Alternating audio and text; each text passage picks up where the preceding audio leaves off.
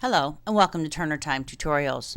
This video is on how to set a home page for Chrome on your Android, Samsung Galaxy smartphone. Just like on the browser on your computer, you can set a home page for Chrome on your Android smartphone. It's going to operate just a little differently.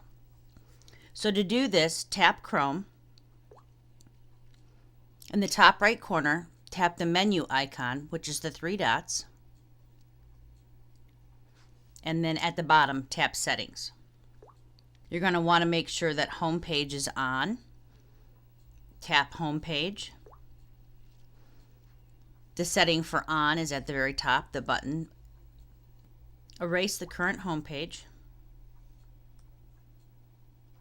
And you can leave part of it in there. It makes it easier to type. And put in the new address of the page you'd like to use.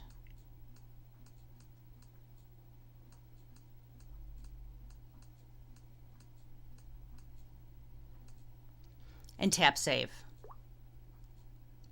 Just use the arrows at the top left corner to go back. And in the top left corner of Chrome, you'll always see the little home icon. So when you tap on it, it'll take you automatically to your home page.